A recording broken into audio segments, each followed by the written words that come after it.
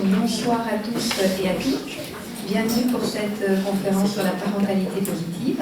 Et nous avons l'honneur d'accueillir Catherine Jamet qui va se présenter et qui va animer cette conférence. On vous souhaite une bonne soirée. Merci Sandra. Tout le monde entend bien? Oui, c'est pas trop fort non plus? Ok. Donc, merci à tous d'être venus là. Je suis impressionnée par cette mobilisation. Je pensais que, vu que c'était le week-end de l'Ascension, qu'il n'y avait pas grand monde, et je suis surprise, très agréablement, et touchée aussi que vous soyez tous, vous soyez si nombreux ce soir. Ça veut dire que c'est un sujet certainement aussi qui vous mobilise, et c'est un sujet essentiel dont on commence à parler depuis 2, 3, 4 ans, 5 ans maximum en France, bien que tout le monde a sa petite idée sur la question. Alors vous êtes les bienvenus ici ce soir. Certains, je crois, ont eu cours toute la journée, sont plus ou moins en forme, voilà, et on court encore demain. Et puis d'autres viennent d'autres horizons, ne sont pas étudiants ici à Cassiopée, donc voilà, ils viennent peut-être pour la première fois dans les lieux. Il y en a qui découvrent les lieux, oui. 1, 2, 3, 4, 5, 6, 7, 8, 9, 10.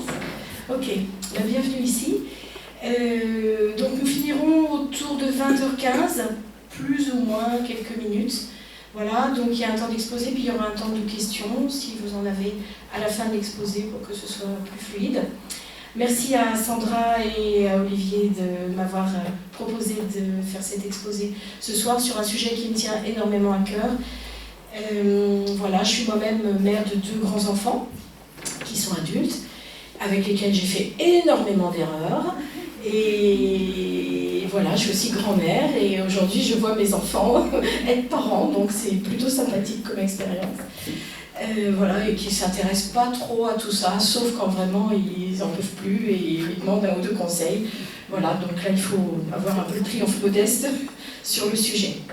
Alors vous êtes ici, j'imagine, parce que vous êtes intéressé sur ce thème de parentalité, soit parce que vous êtes parent vous-même, soit parce que vous êtes éducateur d'enfants, prof ou instit ou autour de la puériculture, ou du monde de la petite enfance, ou de la naissance, soit parce que c'est un sujet qui vous intéresse, et peut-être que vous êtes thérapeute ou futur thérapeute, et vous vous êtes dit, bah tiens, si un jour j'ai des enfants qui me consultent, ça pourrait être peut-être quelque chose d'intéressant, soit pour d'autres raisons. Peut-être que parmi vous, il y en a qui connaissent beaucoup de choses sur le sujet, c'est possible. Peut-être, parce qu'il y a quand même pas mal de conférences, de choses qui sortent, de livres aussi, de sites, de blogs. Peut-être vous êtes pour d'autres tout frais et vous n'avez pas vraiment d'idée de ce que c'est la parentalité positive ou la parentalité bienveillante ou la parentalité respectueuse, c'est des mots qui sont utilisés. Voilà, donc vous avez tous en fait certainement ce soir des besoins différents. C'est un petit peu ça aussi l'enjeu, c'est de vous donner quelque part à manger, si on peut dire, de vous nourrir, quels que soient vos besoins.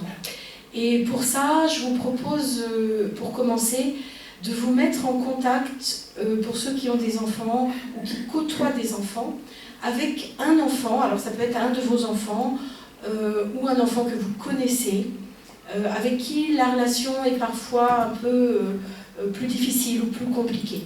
Et si vous voulez, vous pouvez aussi vous mettre en contact, en connexion avec l'enfant que vous étiez il y a quelques années. Voilà. Vous entendrez pas au même niveau. Voilà, tout au long de cet exposé et principalement quand on verra les outils. Quand j'étais jeune mère, donc il y a quand même quelques années, j'avais aucune idée de ce que c'était être parent. J'avais comme seul modèle ce que j'avais vécu moi-même, qui était un modèle de parent très autoritaire. Et je sentais bien que ce n'était pas tout à fait comme ça qu'il fallait faire, mais je n'avais pas d'outils. Alors j'avais lu un petit peu Dolto, à l'époque il y avait peu d'autres choses, et je sentais bien que je n'étais pas toujours sur la bonne voie, mais j'aurais aimé trouver quelqu'un qui me guide vers d'autres façons de faire. Alors j'écoutais les conseils des copines, les conseils à droite, les conseils à gauche. À l'époque, il n'y avait pas Internet. Et puis j'essayais d'appliquer. Alors je passais de reproduire le modèle à faire tout l'inverse. C'était pas bien non plus. Et il n'y avait pas ça. Et c'est aussi pour ça que je me suis intéressée petit à petit à la parentalité positive ou la parentalité bienveillante, parce que justement, je me suis dit que j'aurais aimé trouver ces repères, j'aurais aimé trouver ces guides, et peut-être que c'est bien pour le public d'aujourd'hui, et surtout pour les enfants de demain, d'être élevés avec ces notions-là. Alors imaginez que, si on transpose le truc pour l'adulte, que vous ayez un problème de couple, et que vous alliez consulter un expert pour votre problème de couple, un thérapeute, un médiateur, un conseiller, et puis devant les colères de votre femme ou la mauvaise foi de votre mari, le conseiller en question vous dise punissez-le, mettez-le dans sa chambre, dites-lui qu'il est ridicule à être de mauvaise foi comme ça, faites-lui honte quand elle a des colères. Ou encore mieux, dites-lui qu'elle va avoir ses règles et que c'est à cause de ça qu'elle est de mauvais poil. Donc imaginez que l'expert en question vous parle comme ça en matière de relation. Qu'est-ce que vous diriez? Pas terrible, hein? Ben, c'est un petit peu comme ça, en fait. Parmi vous, il y en a qui ont des enfants. Et quand on cherche conseil, tout le monde y va un petit peu de sa recette. Qui vient d'on ne sait pas où, souvent avec beaucoup d'émotions derrière, donc soit de projection, de jugement, soit en faisant l'inverse de ce qu'on a fait soi-même, et souvent c'est absolument inapplicable et tout le contraire de ce qu'il faut faire. Et parmi vous, il y en a qui sont des pros, enfin des futurs pros, ou des pros déjà, la relation d'aide, et de ces gens-là, de vous, je pense qu'il y a à peu près une bonne moitié de la salle, vos futurs clients ou les futures personnes qui vous demanderont bah alors j'ai un enfant qui les rituels ça dure 1 heure le soir, etc. Comment faire? Qu'est-ce que vous en pensez? Les gens attendent de vous encore plus. Vous voyez? Et souvent, bah, on est très embarrassé parce qu'en tant que professionnel, bah, vous êtes censé savoir ce qu'il faut faire et vous ne savez pas plus que les autres. En plus, il y a votre propre histoire qui s'en mêle, etc. Et voilà, donc c'est un petit peu compliqué. Alors c'est tout ça dont on va parler, donc ça s'adresse aussi bien aux parents qu'aux pros ou futurs pros, pour essayer de visiter ça un petit peu autrement, non pas de ce qu'on croit qu'il faut faire, mais de la réalité des besoins de l'enfant, qui tient compte aussi bien du développement de son cerveau, des connaissances aujourd'hui des neurosciences, que des émotions et que de tout un tas d'autres théories qu'on va voir au fur et à mesure de l'exposé. Donc ça, c'était la première slide. Et les modèles éducatifs qu'on a reçus, nous, pour la plupart d'entre nous, alors on commence à avoir parmi les jeunes, alors dans jeunes, j'entends, moins de 30-35 ans, des personnes qui ont été élevées selon des modèles autrement. Donc dans la société de demain, il y en aura énormément. Dans la société d'aujourd'hui, 2015, il y en a très très peu. Des gens qui ont été élevés avec d'autres modèles éducatifs. La plupart d'entre nous, nous avons été élevés avec un modèle d'autorité, en fait. C'est-à-dire des parents qui grondent, qui blâment, qui punissent ou qui gratifient. Mais en tout cas, un modèle qui pose des limites et des récompenses qui ne sont pas mieux que les limites. D'ailleurs, on croit que les récompenses vont aider l'enfant. En réalité, c'est exactement la même chose que les limites. On verra pourquoi tout à l'heure. Et puis des sanctions. Et ce modèle-là, en fait, c'est un modèle qui est plutôt contre-productif, qui produit l'inverse, et qui produit ce pourquoi beaucoup d'entre vous consultent aujourd'hui en tant qu'adultes, qui est le manque de confiance. Parce que quand on est élevé avec des limites, et des interdits et des sanctions, même faites de façon bien intentionnée, il n'y a pas de doute là-dessus, l'enfant finit par se croire mauvais, méchant, qu'il a tort, etc. Et puis après, ça donne des adultes qui ont un manque de confiance en eux, que ce soit dans leur boulot, dans leur vie affective, et qui vont plus ou moins un jour consulter des thérapeutes pour ça. Moi, je sais pas, Sandra, Olivier, ou les gens qui consultent déjà en relation d'aide, moi j'ai plus d'un client sur 2 qui consulte avec une demande de confiance en soi. Alors, même si c'est pas la demande, ça vient à un moment... voilà. Et c'est un handicap aussi bien dans la vie pro que dans la vie affective, relationnelle, dans la vie de tous les jours. Donc ça, c'est le modèle d'autorité, alors à différents niveaux. Il y a des parents hyper autoritaires, d'autres un peu moins. Mais en tout cas, les sanctions, les limites, les récompenses, ça peut donner ce type d'adulte. Et puis, à l'opposé, avec le courant des années 70, il y a un autre modèle éducatif qui est au contraire le modèle, on va dire, plus laxiste, qui est de laisser faire l'enfant, de lui laisser faire ses propres expériences, et qui dit il va apprendre de ses échecs, de ses erreurs, de ses difficultés. On attend, on regarde, on fait en sorte qu'il ne se mette pas en danger, mais c'est tout, on le laisse expérimenter. C'est un modèle qui a été très en vogue dans les années 70, et c'est un modèle qui est source d'angoisse profonde chez les enfants, parce que manque de repères. Un enfant a besoin d'avoir des repères pour se structurer, pour ne pas être dans la toute-puissance, pour être rassuré, pour avoir ses besoins satisfaits. Et puis, on fait parfois, moi ce que j'ai fait en tout cas quand j'étais jeune mère, un peu l'alternance des deux. Au départ c'était je laisse faire, je leur fais confiance, etc. Et puis quand vraiment j'en avais trop ras-le-bol, ou j'étais trop fatiguée, ou qu'ils exagéraient, je remontais sur le truc du dessus. Donc les enfants, ils étaient ballottés entre l'autorité ou une forme de laxisme, et du coup ça donne des enfants qui, c'est encore pire je crois, parce que du coup ils ne savent pas quand, voilà, quelle est la personne, quelle est la mère ou le père qui va être en face d'eux à ce moment-là. Voilà, donc ça, aujourd'hui, c'est encore un petit peu là. La différence des parents d'aujourd'hui avec les parents d'antan, c'est que quand même, on se renseigne aujourd'hui, on sait qu'il existe d'autres choses, il y a des moyens de communication, des médias qui permettent d'avoir accès à de l'information, et ça c'est très bien, puis il y a aussi beaucoup de livres sur le sujet. Alors d'abord, qu'est-ce que c'est la parentalité? On va définir un petit peu ce mot, même si tout le monde a une idée de ce que c'est. C'est un mot qui est apparu dans les textes en français, en France, en 1961, et qui désigne tout simplement non seulement la relation, mais aussi la fonction qui se développe entre un parent et son enfant. Donc c'est la fonction éducative, bien sûr, mais c'est la fonction aussi affective, tous les enjeux psychologiques, les enjeux sociaux, économiques, culturels, voire juridiques. Le mot parentalité, ça veut dire, c'est mon métier de parent. En fait, quel parent je suis au long de l'éducation de mes enfants. Et la parentalité ne se termine pas d'ailleurs quand les enfants sont autonomes. Nous continuons à être parents, même une fois qu'ils sont grands. Et souvent, quand les enfants sont grands et autonomes, on est quand même un peu dégagé de toute de ce travail-là, mais nous continuons à être parents. Et souvent, quand on devient grand-parent, je pense qu'il y a peut-être une ou deux grand-mères dans la salle, on a tendance à se focaliser sur les petits-enfants et laisser un peu tomber ces enfants, vous voyez, moins les bichonner, moins être attentive à eux. Et ça, c'est une grave erreur, parce que nos enfants, même quand ils deviennent parents, ils ont besoin de recevoir des signes de reconnaissance de notre part. Et si on ne demande que des nouvelles du petit ou des petits, et ben nos enfants se sentent profondément lâchés par leur figure d'attachement. On verra ce que c'est tout à l'heure.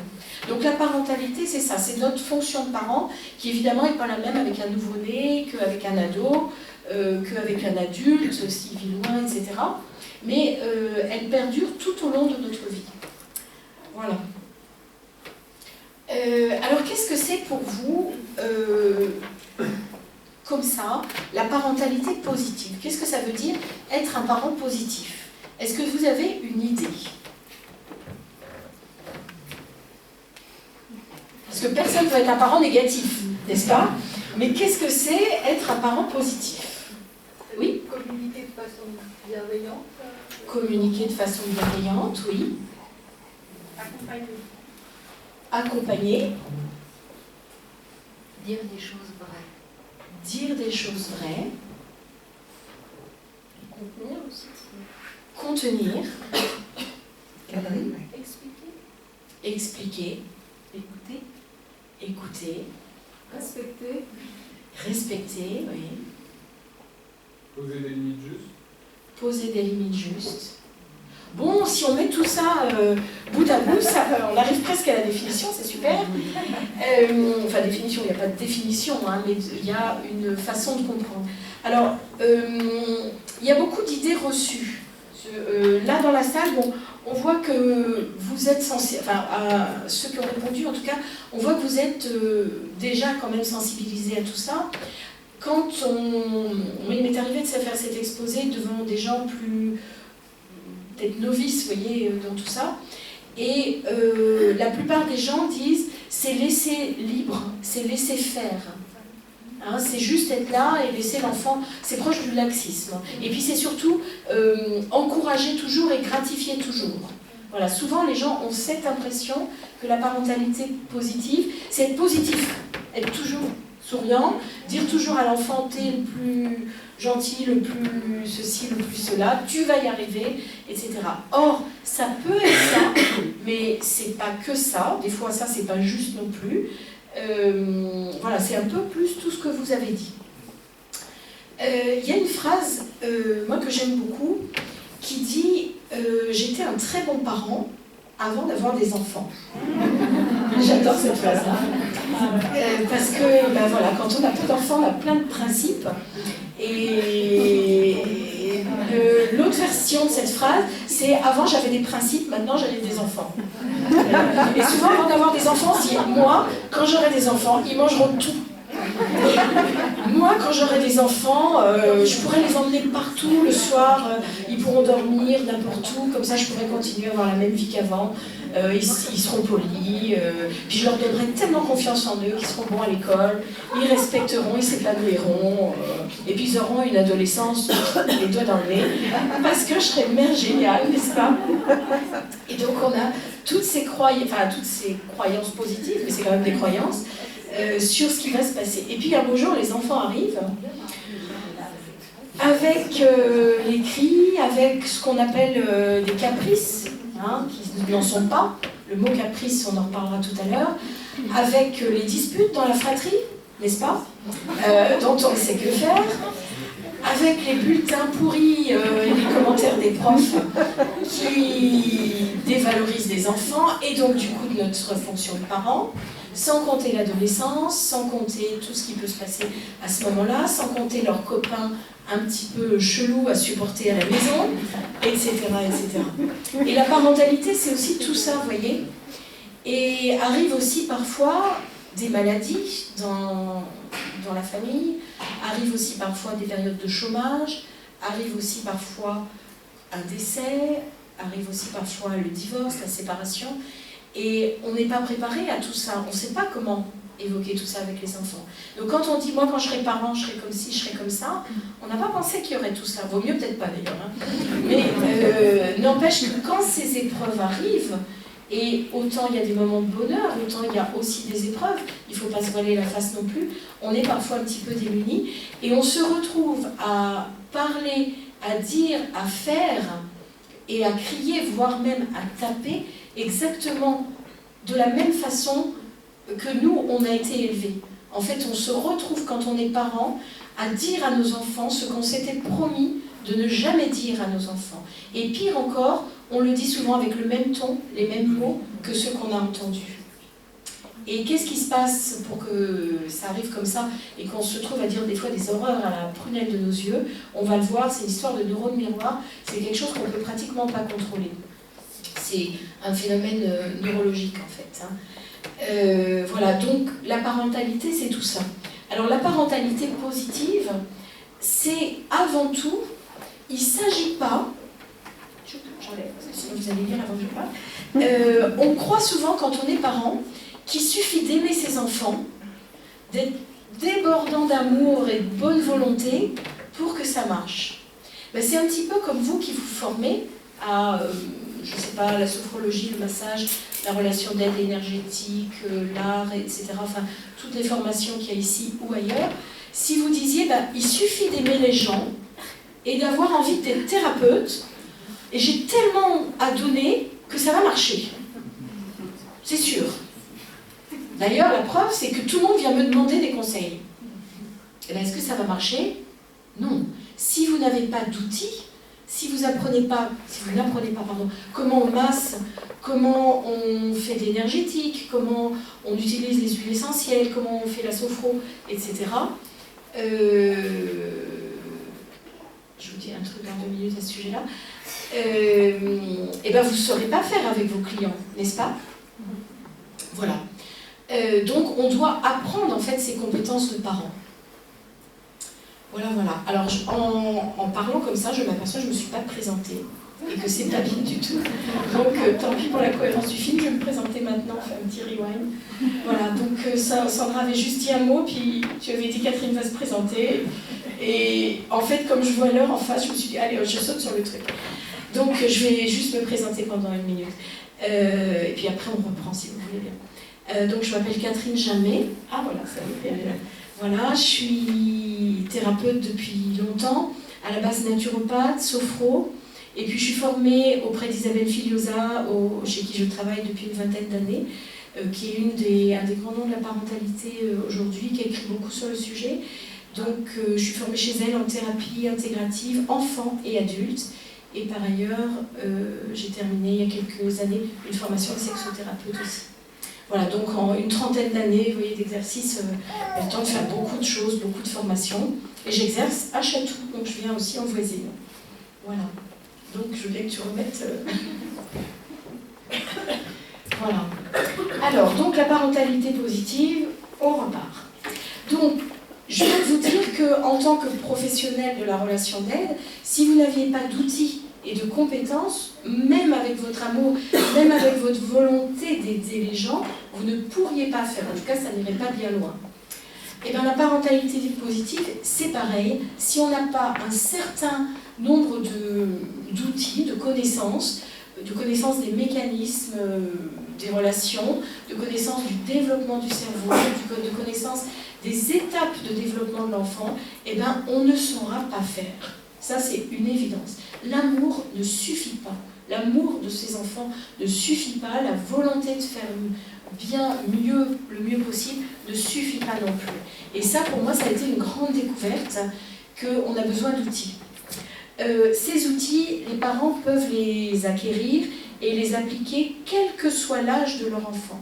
Ce n'est pas que réservé aux bébés, même si vos enfants ont 15 ans, 16 ans, 18 ans et que vous avez eu telle ou telle maladresse, on peut toujours faire différemment, même si vos enfants sont adultes. Ça, c'est très important et c'est souvent très aidant d'ailleurs quand on a des enfants qui sont des ados, des jeunes adultes et qu'on rentre dans ces connaissances-là et qu'on commence à faire un petit peu différemment. Il n'est absolument jamais trop tard pour faire. Et souvent, c'est des notions qui aident aussi dans les couples ou dans les relations, au-delà de la relation de parentalité. Donc la parentalité positive permet de favoriser non seulement le bon développement psychologique de l'enfant, psychologique voulant dire émotionnel et intellectuel, sur ces deux plans-là, mais aussi le bon développement, on va dire, social, la confiance en soi, accompagner son enfant dans le meilleur épanouissement possible, pour qu'un jour, il puisse s'envoler du nid avec des bonnes ailes bien costauds, même si parfois il faut les pousser des fois un peu du nid, surtout aujourd'hui, voilà, qui sache en tout cas qu'il peut s'envoler et revenir parfois. La parentalité positive, c'est aussi connaître l'impact positif ou négatif de nos mots, de nos attitudes à tout moment. Ça nous amène, je dirais même que ça nous oblige à faire le point sur notre propre histoire, à visiter notre histoire, à visiter nos blessures et bien sûr à travailler dessus.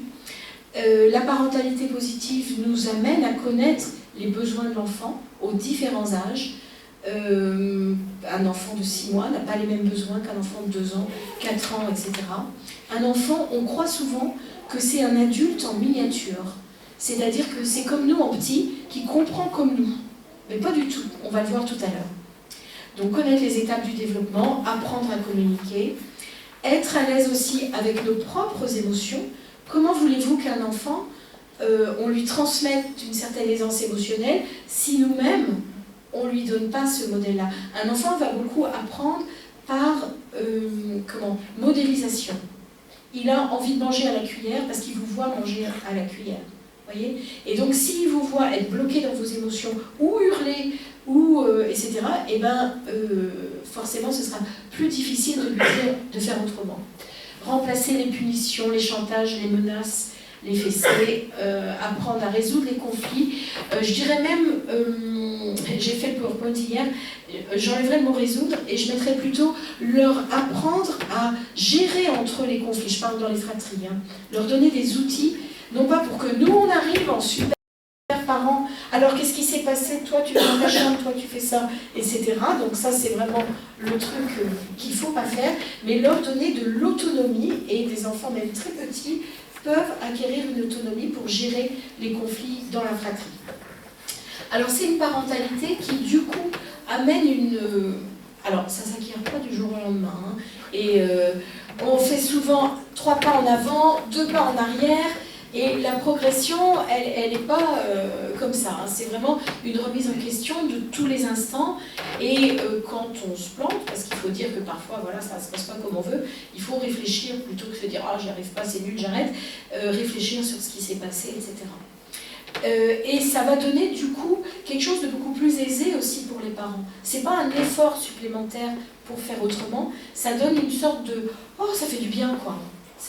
Notre métier de parent est du coup plus facile aussi. Il demande moins de, comment je pourrais dire, moins d'énergie, il pompe moins de vitalité. Donc au bout du compte, les parents sont moins fatigués, les enfants sont aussi moins fatigués d'entendre leurs parents répéter tout le temps la même chose, et ça fait du bien à tout le monde. Alors je ne dis pas qu'ils écoutent au premier mot, hein, c'est pas ça du tout.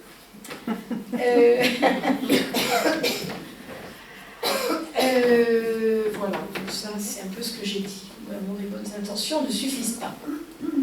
Alors les précurseurs de ce courant-là, qui ne s'appelait pas encore parentalité positive, bien sûr, mais ceux qui ont initié cette impulsion. Quelques noms, certains sont connus, d'autres pas. On parlera du premier d'entre eux tout à l'heure, qui s'appelle John Bowlby, qui était un pédopsychiatre, psychanalyste anglais, dont je vous reparlerai tout à l'heure, qui est vraiment à l'origine d'une théorie très très importante sur laquelle se fonde en fait la parentalité positive, qui s'appelle la théorie de l'attachement. Donc on y consacrera un petit moment. Françoise Dolto, bien sûr, Aletta Solter, qui est une psychologue suissesse, qui vit toujours d'ailleurs et qui a énormément écrit sur les enfants. Jacques Salomé, qui est un petit peu plus connu en France, qui a beaucoup écrit, lui, plus sur la communication non violente. Hélène Faber et Adèle Maslich, qui sont à l'origine des ateliers de parents, qui sont des ateliers, des soirées, enfin des ateliers réguliers pour apprendre aux parents ces bases en fait de parentalité positive. Alice Miller, qui est quelqu'un dont les livres sont, pour tous ceux qui s'intéressent à ça, à lire absolument, qui a écrit des livres d'une beauté, d'une puissance phénoménale sur l'éducation autoritaire, et bien sûr Isabelle Filiosa, qui est aujourd'hui beaucoup plus connue à travers ses écritures. Donc je vous parlerai principalement de Bowlby. Alors la parentalité positive, voyons, on a vu un petit peu ce que ça nécessitait, et on va voir un petit peu comment ça se construit. Et bien sûr, tout à l'heure, je vous donnerai des outils, hein. Mais je pense que ça ne sert à rien d'appliquer des recettes, parce que je pourrais vous donner 30, 40, 50 techniques, disons, de parentalité positive, mais si on n'a pas compris le ressort qui est derrière, déjà c'est très vite limité et on n'arrive pas forcément. Donc il est beaucoup plus important, à mon avis, de comprendre vraiment en profondeur ce que c'est pour trouver soi-même après ses propres trucs. Vous voyez, parce que ce n'est pas une méthode, premièrement, deuxièmement, cinquantièmement, en cas de ça, on fait ça. Il faut aussi trouver ses propres ressources. Donc c'est pour ça qu'il est important de comprendre ce que c'est. Alors donc, c'est une parentalité qui s'attache plutôt à construire en positif le futur, plutôt qu'à remuer ce qui est négatif et à brasser tout ça. Elle s'intéresse aux causes, bien sûr, et non aux seuls effets. Elle travaille en amont pour éviter les blocages plutôt que de les réprimer. Et elle n'a pas pour but de redresser les comportements, mais plutôt d'améliorer la vie ensemble pour que chacun soit plus heureux. Parce que dans la parentalité positive, ça s'adresse aussi aux parents. C'est pas que rendre nos enfants plus heureux, c'est aussi très important pour les parents. Ce qui est la base de la parentalité positive, c'est la première phrase, c'est les besoins des enfants, la connaissance de la maturation du cerveau, et là les neurosciences nous ont beaucoup aidé on va dire, les 10 dernières années. Comment enseigner les choses à l'enfant, comment mettre les règles, quelles règles il faut mettre, etc. La parentalité positive insiste aussi beaucoup sur le jeu, Et il n'y a pas de meilleur outil pour rentrer dans cette parentalité-là que par le jeu. Et elle s'enracine dans la théorie de l'attachement et elle tient compte des besoins de chacun, c'est-à-dire autant des besoins de l'enfant que des besoins du parent. Par exemple, si vous êtes un parent, vous rentrez du boulot, vous êtes hyper stressé par ce que vous avez vécu au travail, vos trajets longs, et puis votre gamin il arrive avec les devoirs pas faits, les baskets qui traînent, etc., puis il est tout le temps sur son portable, et bien là, la parentalité positive, si vous êtes très stressé ce soir-là, ça va être difficile de l'appliquer, si vous êtes dans cet état-là. Et parfois, le besoin pour rentrer dans ce dialogue différent, ça va être tout simplement d'avoir des techniques on va dire, de gestion du stress pour les parents avant même de s'occuper des enfants. Donc la parentalité positive, elle tient compte des besoins de chacun et c'est aussi enseigner des fois aux parents des clés de gestion du stress, des clés de respiration, redonner peut-être du magnésium ou des choses comme ça pour mieux gérer des situations de stress professionnel, apprendre des relaxations express, apprendre telle ou telle visualisation. Donc parfois la parentalité, c'est un peu pour les parents aussi. Donc elle tient compte des besoins des deux. Et on ne peut pas être un parent bienveillant si nos besoins ne sont pas remplis, disons. C'est comme si on vous demandait de masser quelqu'un, par exemple, en étant vous-même hyper stressé.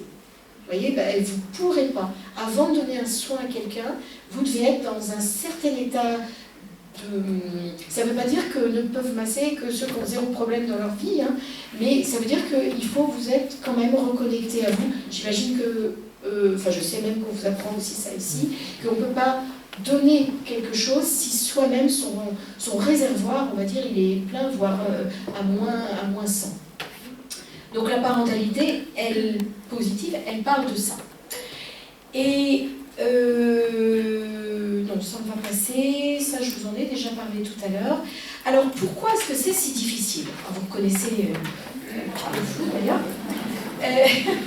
Vous reconnaissez Freud là. Alors pourquoi c'est si difficile d'appliquer cette parentalité-là? Parce que en fait, notre connaissance, ce qu'on a connu jusqu'à aujourd'hui du développement de l'enfant est basé sur la théorie psychanalytique des pulsions. Freud, en son temps, qui a fait en son temps avec les connaissances, et c'était très scandaleux ce qu'il a exprimé, etc. Il avait vraiment toute la communauté médicale et scientifique qui était à certains moments extrêmement choquée par ces théories. Il a parlé de l'enfant comme d'un être animé de pulsions. Et Freud disait même que le bébé, je vois qu'il y a 2 bébés là-bas dans la salle, il le décrivait comme un pervers polymorphe. Alors pervers, pas au sens où on l'entend aujourd'hui, mais pervers voulant dire pour Freud un petit être qui n'aspirait qu'à satisfaire ses pulsions. Que ce soit les pulsions au niveau de l'oralité, la génitalité, etc. Donc l'enfant était décrit par Freud comme un pervers polymorphe. Et il fallait lui opposer à ses pulsions le principe de réalité, c'est-à-dire lui interdire le sevrer le plus tôt possible, lui interdire certaines choses, parce que de cette frustration, castration, il apprenait à prendre sur lui, à enfouler plutôt, et c'est de ça qu'on grandissait. Et Françoise Dolto, elle-même en son temps, a quand même dit qu'allaiter au-delà de 2 mois, boucher l'horizon du développement de l'enfant était fait uniquement pour le bénéfice libidinal de la maman. Voilà. Alors qu'aujourd'hui, on sait que ce n'est pas du tout la réalité, mais ils ont dit aussi ce qu'ils pouvaient avec les connaissances de leur époque. Mais donc la théorie psychanalytique, qui est quand même la base de la connaissance de la psyché, et aujourd'hui il y a encore beaucoup de gens qui ne savent pas qu'il y a d'autres théories, dit que en fait un enfant va grandir en gros quand on va castrer ses pulsions. Voilà. Il a envie d'être dans les bras de maman, et on le pose. Alors évidemment ça va être très dur, il va crier, il va faire un caprice, mais au bout d'un moment il va comprendre que il faut apprendre à rester tout seul. On va le laisser pleurer le soir, par exemple, quand il est dans son lit, il va apprendre comme ça, à prendre sur lui et à s'endormir sans maman. Donc vous voyez, c'est ça la théorie psychanalytique des pulsions. L'Oedipe, la frustration de l'Oedipe permet finalement de dépasser l'Oedipe. Alors c'est pas 100% faux, l'enfant grandit, sur aussi un certain nombre de frustrations. Imaginez un enfant à qui il y aurait zéro frustration. Il serait dans une toute puissance, pas possible. Il imaginerait qu'il peut tout faire, tout obtenir. Mais les frustrations, on va les appeler comme ça, ne peuvent être intégrées et comprises dans le sens du développement positif de l'enfant que quand les besoins de l'enfant sont satisfaits, en fait. On peut comprendre que maman, on ne peut pas être tout le temps dans ses bras, à lire des histoires et à faire des câlins, que quand on a reçu sa dose de câlin. Si on n'a pas reçu sa dose de câlin, eh ben on ne va pas comprendre qu'on ne peut pas être dans les bras tout le temps. On va la réclamer, la réclamer, la réclamer. Et en plus, le réservoir va se vider. Donc, à l'opposé de cette théorie psychanalytique des pulsions, il y a la théorie de John Bowlby, qui est beaucoup moins connue, qui est la théorie de l'attachement. Donc, Bowlby, en fait, c'était donc vous voyez ses dates de biographie, donc plus contemporain que Freud. C'était un pédopsychiatre, puis psychanalyste anglais, qui a eu une enfance pas très facile, qui a été en internat, qui a travaillé après dans les hôpitaux auprès de jeunes avec des graves problèmes de santé et auprès de délinquants. Et il dira dans ses écritures que son enfance l'a suffisamment abîmé, mais ne l'a pas brisé pour qu'il puisse après résilier. Et donc John Bowlby, en fait, a expliqué, donc sa théorie elle a commencé dans les années 50 à être connue, et le dernier volume de ses écritures sur l'attachement date de 1982, donc vous voyez que c'est quand même assez récent, c'est des gros trucs comme ça.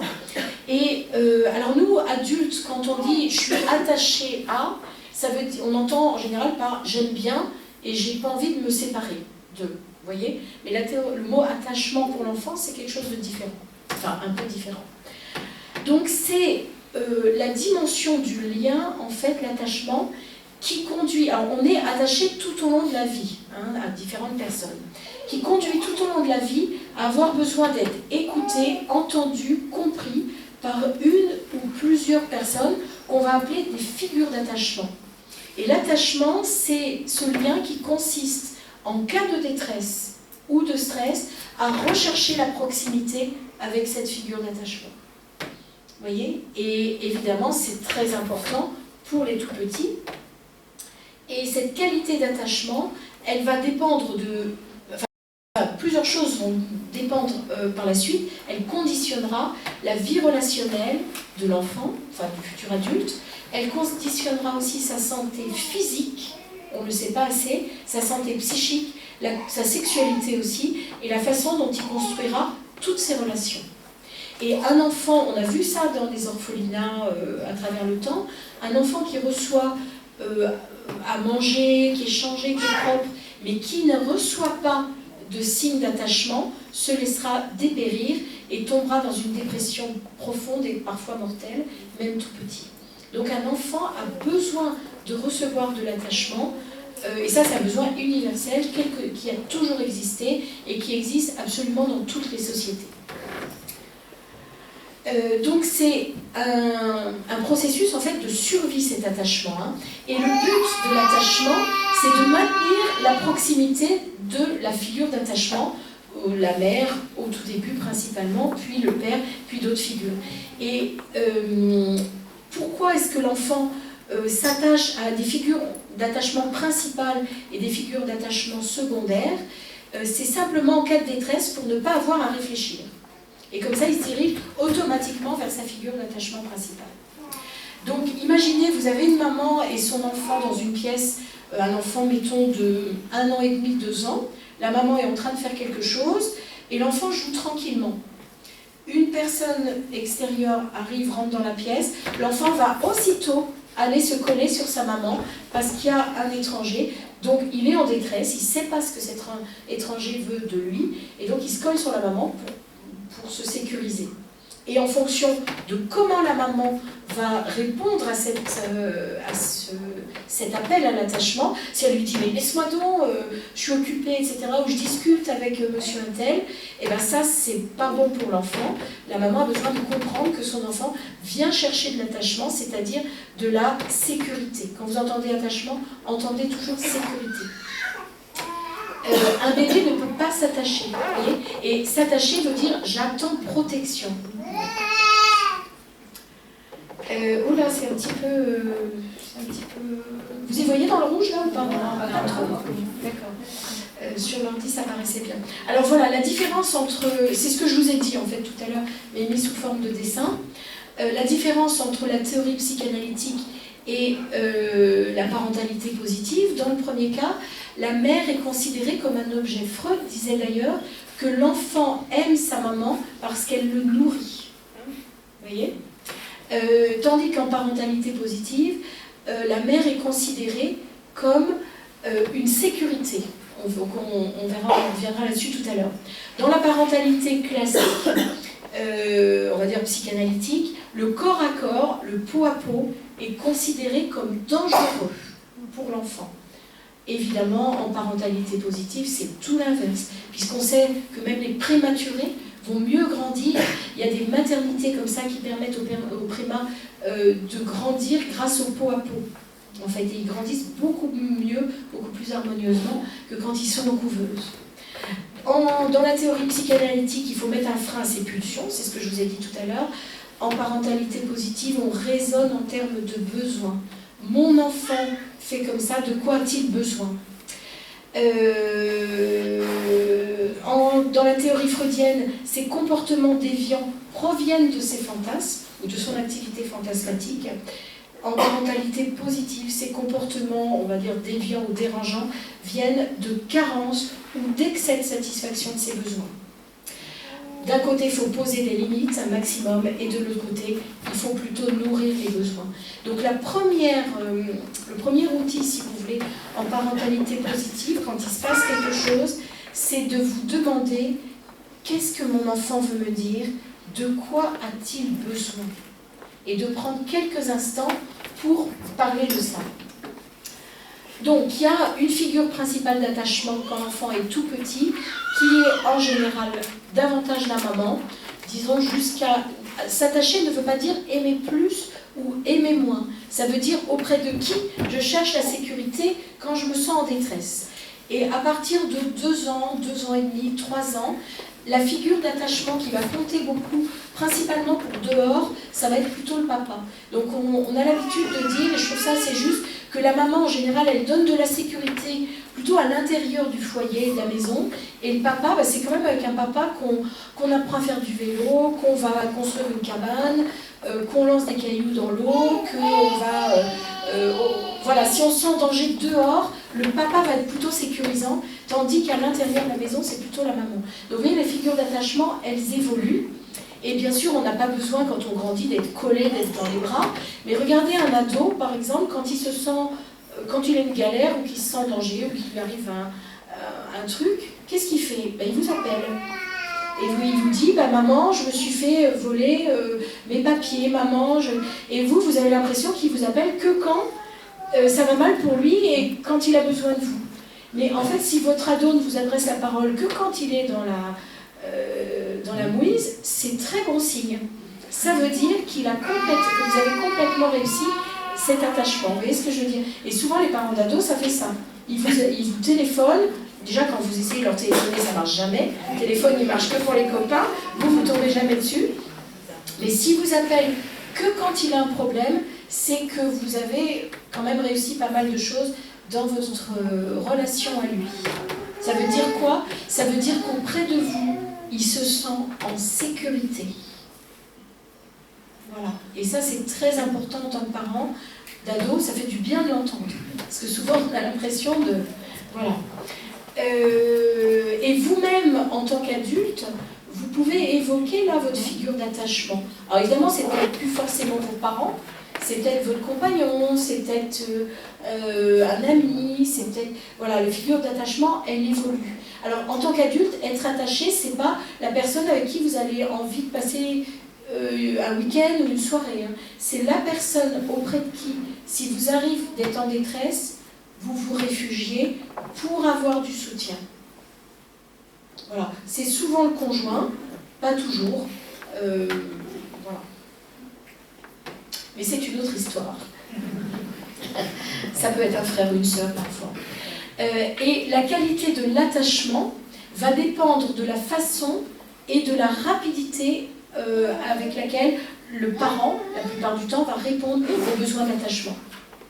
Et bien sûr, quand un enfant est confié à la nourrice ou en crèche ou en structure d'accueil, eh bien, les figures d'attachement, il va se créer des figures d'attachement dites secondaires, c'est-à-dire qu'il va s'attacher à une puéricultrice, à la nourrice, à telle personne qui le garde, disons, pendant la journée. Mais ce n'est pas une figure d'attachement, c'est pas la figure principale. Et c'est pour ça que parfois, les enfants sont très sages à la crèche avec la nourrice, etc. Et puis, quand arrive la maman le soir, la maman, ils arrivent dessus en hurlant, ils crient, etc. Et la nourrice va dire, mais avec moi, il mange de tout. Et quand je lui demande de faire quelque chose, ça se passe très très bien.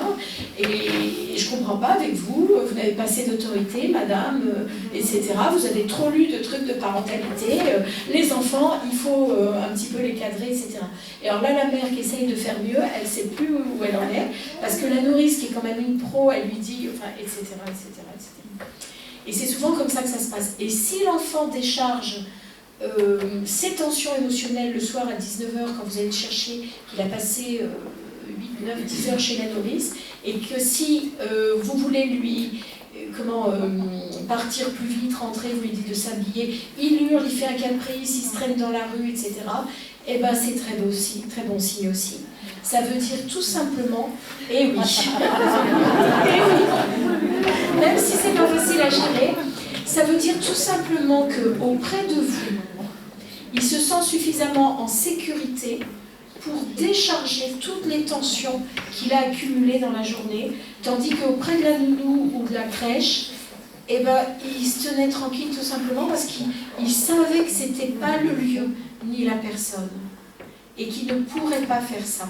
Et maman arrive, mais auprès de maman ou papa, mais je suis en sécurité totale, donc je peux crier, je peux taper, je peux dire même des gros mots si je suis plus grand, je peux faire vraiment le bébé dans la rue, je peux me traîner, je peux faire un caprice dans le magasin en demandant qu'on m'achète tel bonbon. Auprès de maman, et souvent les enfants après une journée de collectivité, surtout les tout petits, ils ont hyper besoin de décharger toutes ces tensions, un peu comme nous en fait. Hein. Et donc le fait que votre gamin fasse ça, c'est un signe d'attachement. Et la seule chose à dire à l'enfant à ce moment-là, c'est surtout pas lui dire oh bah dis donc, t'es pas content de me retrouver, t'es désagréable, etc. Vite, allons à la maison. C'est tout simplement de lui donner du carburant amour, on y reviendra tout à l'heure, et peut-être de lui dire un mot comme la journée était longue, hein, oh là là, la journée était longue pour toi, pour moi aussi d'ailleurs, qu'est-ce que je suis contente de te retrouver.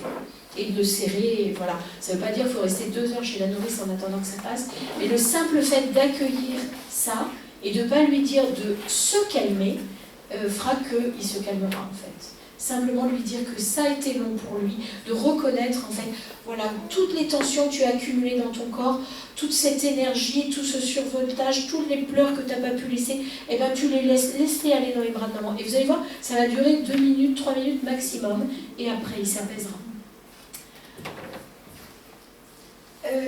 Voilà, ça j'ai vu. Voilà, et si l'attachement est sécure, l'enfant se considérera comme aimable, au sens de digne d'être aimé, en fait.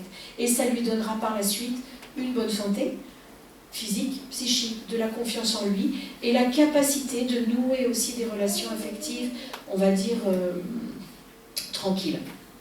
Voilà. Alors je vous ai parlé un petit peu de réservoir tout à l'heure et de remplir le réservoir d'amour. Attendez, je regarde si j'ai rien oublié, mais je ne crois pas.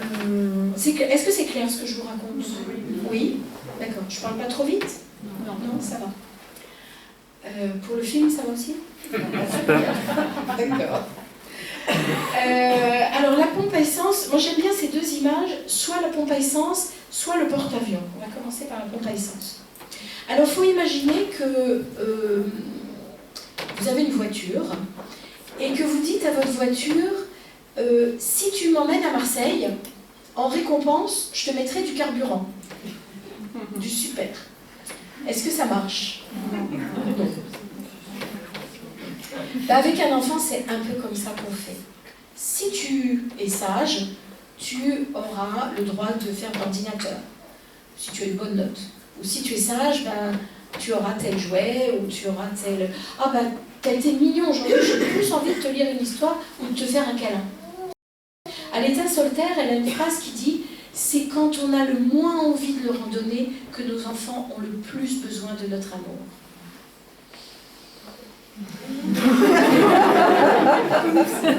Gloops, hein. Et c'est tellement vrai, cette phrase-là. Tellement, tellement vrai. En gros, c'est quand ils sont odieux qu'ils ont besoin d'avoir des signes d'amour, beaucoup plus que quand ils sont tout mignons, tout sages. Là, ils n'ont pas besoin. Leur réservoir, il est plein. On peut aussi comparer un enfant à une belle plante verte. Et imaginez que votre plante verte dépérit. Alors, à ce moment-là, elle se fane, les feuilles tombent, etc. Il y a des petites taches dessus. Qu'est-ce que vous faites? Vous remettez, vous vous demandez si vous avez mis trop d'eau, pas assez d'eau. Vous allez chez la pépinière pour vous renseigner. Qu'est-ce qui se passe? Vous emmenez une feuille, vous montrez, il y a une tache comme ça, qu'est-ce que je peux mettre dedans, etc. Est-ce qu'il n'y a pas un parasite? Est-ce que le pot est trop petit, trop grand? Est-ce qu'il faut le tailler? Est-ce que c'est la bonne saison? Vous n'allez pas gronder votre plante en disant, bah, puisque c'est moche et tu perds tes feuilles, je te mets sous l'escalier et je te ressortirai quand tu seras à nouveau belle et toute verte. Vous voyez, les punitions, c'est un petit peu ça. Votre enfant est en détresse. Il fait ce qu'on appelle un caprice, il se bat avec son frangin ou sa sœur. Vous lui dites, va dans ta chambre et tu reviendras quand tu seras calmé, n'est-ce pas? En gros, parfois il y a une petite punition à la clé. Alors il faut imaginer que quand votre enfant se comporte comme ça, c'est qu'il a vidé quelque chose qui s'appelle le réservoir d'amour. Alors qu'est-ce que c'est ce réservoir d'amour? Évidemment, ce n'est pas un organe précis. Le réservoir d'amour, c'est ce qu'il a l'impression d'avoir en lui comme carburant. Et le réservoir d'amour, alors nous aussi, hein, on a un réservoir d'amour en tant qu'adulte, qu'on cherche parfois à remplir, plus ou moins adroitement, mais ce soir on s'occupe des enfants. Et le réservoir d'amour, en fait, c'est un réservoir qui, chez l'enfant, se vide particulièrement vite. Une remarque d'un copain à l'école qui lui dit ton sweat il est pourri, il n'est pas de la marque machin, chez les plus grands. Une remarque d'un prof, une puéricultrice à la crèche qui n'a pas le temps de s'en occuper parce qu'il y a d'autres bambins aussi, une maman stressée, énervée, une gastro, enfin un problème, une petite maladie aussi, avoir une alimentation qui n'est pas adaptée, il y a tout un tas de choses qui peuvent faire que le réservoir d'amour se vide, mais en permanence. Une dispute avec le frère et la sœur, un jouet cassé dans la fratrie, la pression d'une injustice, que le frère aurait dû se coucher après, pas avoir le droit à tel dessin animé, etc. Enfin, toutes ces petites choses-là, qui ne sont pas des petites choses au regard d'un enfant, et craque, le réservoir d'amour se vide. Et il va se vider d'autant plus vite qu'il n'est pas bien rempli. C'est pas très juste, mais c'est comme ça. Moins il est rempli, plus il se vide vite. C'est-à-dire que moins l'enfant a reçu les signes de reconnaissance, etc., dont il a besoin, plus son réservoir va se vider rapidement. Et il y a des enfants, quand le réservoir commence à arriver sur la fin, il y en a qui tournent en rond et qui essaient de le remplir de toutes les manières, donc qui vont être impossibles à la maison pour avoir des signes de reconnaissance, mais ils s'y prennent très mal en général. Donc ça va être maman, maman sans arrêt, alors que la maman elle est occupée, surmenée, et elle va finir juste par l'envoyer balader, donc ça fera l'inverse. Il y a des enfants qui veulent tout le temps que leur réservoir se remplisse, donc ils sont tout le temps en train de tourner autour de la pompe à essence pour refaire le plein de la dernière goutte. Il y a des enfants qui, au contraire, quand leur réservoir commence à être vidé, ils ferment le clapet et on ne peut plus le remplir d'aucune façon. Ils sont complètement fermés, complètement hermétiques et ils n'acceptent plus qu'on leur fasse le plein. Il y a des enfants qui, même des fois, renversent eux-mêmes leur réservoir. Vous voyez, donc toutes ces métaphores, ça montre les différents comportements d'un enfant quand le réservoir commence à se vider. Et il y a des enfants qui ont même des réservoirs qui sont fissurés, c'est-à-dire qui se vident en permanence, quoi qu'on fasse pour le remplir. Et donc la première chose à faire, c'est de s'assurer, en parentalité positive, quand un enfant a un comportement, on va dire, qui difficile, c'est que son réservoir d'amour est plein. Et même s'il est plein, vous ne ferez pas une erreur en lui en mettant un petit peu plus. Voilà. Donc comment est-ce qu'on remplit le réservoir? En donnant un tout petit peu de temps, ne serait-ce que quelques, même pas minutes, en jouant un tout petit peu, en donnant du contact physique et en donnant parfois de la présence. C'est sûr qu'à 15 ans, 16 ans, vous n'allez pas forcément donner le même contact physique qu'avec un petit, parfois en donnant juste de la présence, en s'intéressant à ce qu'il fait et en s'intéressant à ce qu'ils font, d'une façon précise et non pas en disant, comme on croit souvent qu'il faut dire « Oh, c'est super, ton dessin, qu'est-ce qu'il est beau !» Et bien ça marche pas, parce que si vous dites à votre gamin « Oh, tu as fait un drôlement beau dessin, je vais l'afficher dans la cuisine », le gamin de 4 ans, il sait très bien que vous dites ça parce qu'il est votre enfant et qu'il vous dit ça de toute façon à tous les dessins. Au lieu de... Donc ça ne l'aide pas. Mais très petit, vous savez qu'ils comprennent très vite. Et pour montrer à votre enfant que vous vous intéressez vraiment à ce qu'il fait, la seule façon de faire, enfin une des façons de faire plutôt, c'est de nommer précisément ce que vous voyez. Par exemple, il vous a fait un dessin, au lieu de dire « Oh, tu as fait un beau dessin, je vais l'afficher dans la cuisine », et puis en vous-même, vous vous dites « Oh, encore un, quelle horreur !» Et... Soyons honnêtes. Parce qu'avec le premier dessin, on est super content, mais au bout de 50 dessins, bon, surtout qu'en plus, il a renversé de la peinture partout. La meilleure façon de remplir le réservoir de votre enfant, c'est de décrire ce que vous voyez du dessin et de dire « Ah, alors là, c'est un petit bonhomme et alors il tient dans la main... Qu'est-ce que c'est qu'il tient dans la main? C'est une fleur. D'accord, ah, c'est une fleur rouge qui tient dans la main. Et alors là, je vois que le soleil, il y a 3 petits oiseaux qui s'envolent vers le soleil. Et alors, où est-ce qu'il va, le bonhomme, là? Il rentre dans la maison ou il s'en va de sa maison pour aller se promener? Vous voyez, vous faites parler du concret, en fait. Et de la même façon, c'est pareil pour tout, en fait. Tout ce que l'enfant va vous montrer, etc., vous avez tout intérêt à décrire précisément plutôt qu'à dire « oh, ah », parce que ça ne remplit pas le réservoir d'amour. Voilà, alors le porte-avions, c'est notre métaphore pour parler du réservoir d'amour. Donc on compare souvent la figure d'attachement à un porte-avions, et puis l'enfant a un petit avion qui, quand il s'envole du porte-avions, eh ben, il va voler un petit peu comme ça au-dessus de l'océan, mais il a besoin de voir que son porte-avions est toujours là. Donc il vole, et puis il vole de plus en plus large, et puis de temps en temps, il regarde le porte-avions, et de temps en temps, il a besoin de venir se poser sur le porte-avions pour faire le plein, pour qu'on lui nettoie les ailes, etc. Mais des fois, la piste d'atterrissage, elle est prise par un autre avion, et là, c'est vraiment difficile. Et c'est vraiment ces métaphores-là qui apprennent aussi à comment faire avec nos enfants quand il y a plusieurs avions, surtout qui veulent se poser en même temps, par exemple, comment faire, quelle est la priorité, etc. Ça, on le verra tout à l'heure. Voilà. Alors, comment est-ce que l'enfant... donc, vous avez compris que le rôle de la figure d'attachement, le rôle de l'attachement, c'était de maintenir la figure d'attachement auprès pour assurer la sécurité. Donc, chez le tout petit, eh ben, l'enfant fait comme les petits qui sont au fond, là, parce qu'il y a 2 petits bambins, là, qui ont moins d'1 an, qui sont dans une grande salle avec une voix qu'ils ne connaissent pas, une ambiance qu'ils ne connaissent pas.